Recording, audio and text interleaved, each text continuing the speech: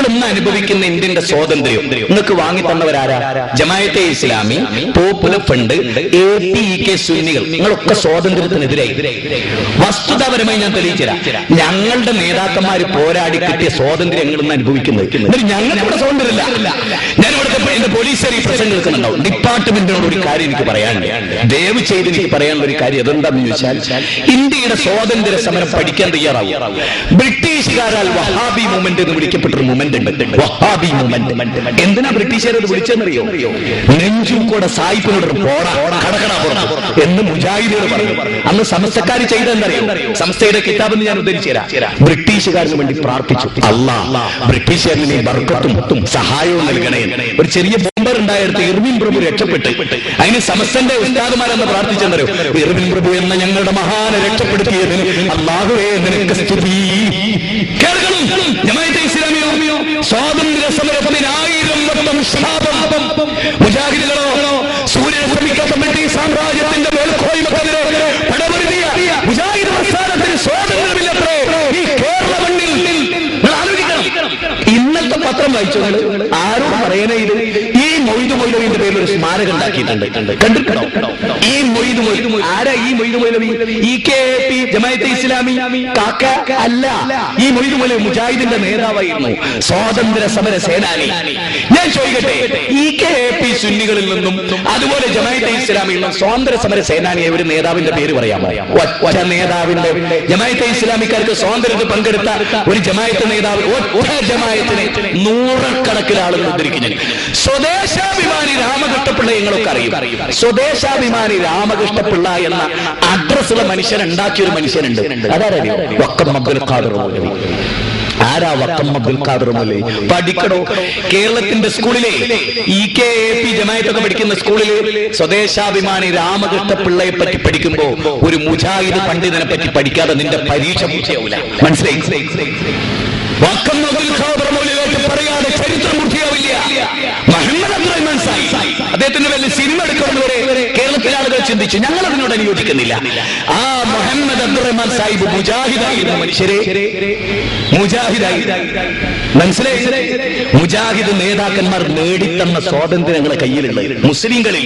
മുസ്ലിങ്ങൾ ഒരുപാട് 41. അതിൽ ബാക്കി ഞങ്ങളൊക്കെ ഇവിടുത്തെ സമസ്തയും ജമാഅത്തെ ഇസ്ലാമിയും സ്വാതന്ത്ര്യത്തെ എതിർത്തവരും സ്വാതന്ത്ര്യ സമരത്തെ എതിർത്തവരും ബ്രിട്ടീഷുകാരുടെ പാട്ടുകാരുമായിരുന്നു. നിങ്ങൾ മറക്കരുത്. നിങ്ങൾ എന്നിട്ട് നെഞ്ചൂക്കോടെ വെടിയുണ്ടകളെ ഏറ്റുവാങ്ങി സ്വാതന്ത്ര്യം വാങ്ങി തന്ന ഇന്ത്യയിൽ മുജാഹിദിന് പ്രസംഗിക്കാൻ പട്ടാളത്തിറക്കേണ്ടി വരുന്ന ഒരു ഗതികേട്. ഞാനിത് വളരെ വികാരത്തോടുകൂടി പറയണം. എന്തൊരു വേദന! ഈ നാടിന് സ്വാതന്ത്ര്യം നേടി തന്ന ഒരു പൗരന്റെ മുഖത്ത് ചവിട്ടുക. മഹാത്മാഗാന്ധിയെ വധിക്കുന്നതിന് തുല്യമായി ഇത്. ഇന്ത്യൻ സ്വാതന്ത്ര്യ സമരത്തിൽ പോരാടിയ ഒരു പ്രസ്ഥാനത്തിന് ഒരു പ്രസംഗം ചെയ്യാൻ പോലീസിനെ വിളിച്ചെത്തി ഇതാ സാർ ഇവിടെ പ്രശ്നമാണെന്ന് പറയേണ്ട ഒരവസ്ഥ. ഇത് ഡിപ്പാർട്ട്മെന്റ് ഓർക്കണം. ബാക്കി ഞങ്ങൾ കൊടിയേരി ബാലകൃഷ്ണനെ പോയി കണ്ടു. ഞങ്ങൾ സംസാരിച്ചു. കേരളത്തിൽ ഞങ്ങളുടെ സ്റ്റേജ് കൈയേറ്റപ്പെട്ടു. എന്തിന്റെ പേരിൽ? അത് നിങ്ങളൊന്ന് മനസ്സിലാക്കണം.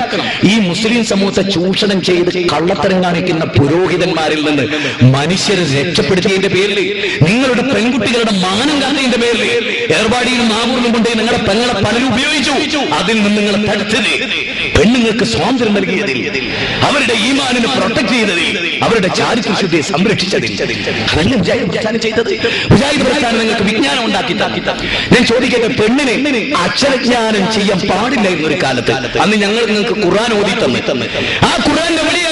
ഇവിടെ ഇഖ്റഉ ബിസ്മി റബ്ബിക്കല്ലദീ ഖലഖ ഖലഖൽ ഇൻസാന മിൻ അലഖ ഇഖ്റഉ വറബ്ബുക്കൽ അക്രമുല്ലദീ അല്ലമ ബിൽ ഖലം അല്ലമൽ ഇൻസാന മാ ലം യഅലം അല്ലമൽ ഇൻസാന മാ ലം യഅലം.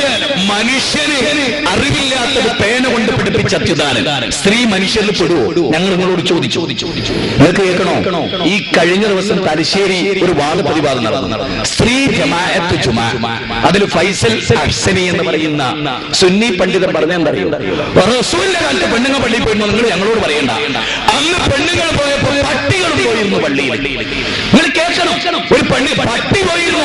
അതുകൊണ്ട് ഇപ്പൊ പട്ടി പോകാനാ? അപ്പൊ അയാളുടെ ഉമ്മാന്റെ സ്ഥാനം എന്താ? അയാളുടെ ഭാര്യ കയർ കൊടുത്ത സ്ഥാനത്ത് സുന്നികളിൽപ്പെട്ട സ്ത്രീകളെ പറ്റി അയാൾ പറഞ്ഞാൽ പട്ടികൾ നിഷേധിക്കാൻ കഴിയില്ല. ഒറിജിനൽ കേസറ്റ ഫൈസൽ അഹ്സനി രണ്ടത്താണിയുടെ പ്രസംഗം ഞാൻ പറയുന്നത്. പട്ടികൾ പോയിരുന്നു. ആ പട്ടിക്ക് തുല്യാണ് പെണ്ണ്. ഇവനൊക്കെ പൊറപ്പിക്കുന്ന ഭാര്യമാരില്ലേ? നിങ്ങൾ ആലോചിക്കണം.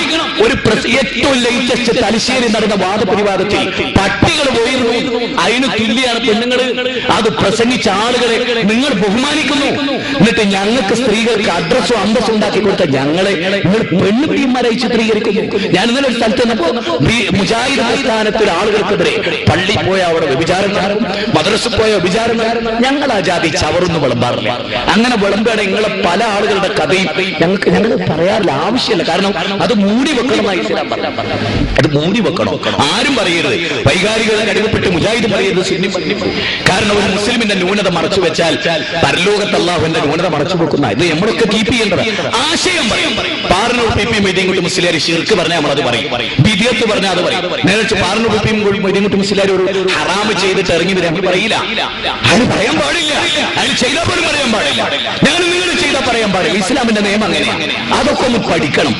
ആവശ്യമില്ലാത്ത വാശി വൈരാഗ്യം ആവശ്യമില്ല.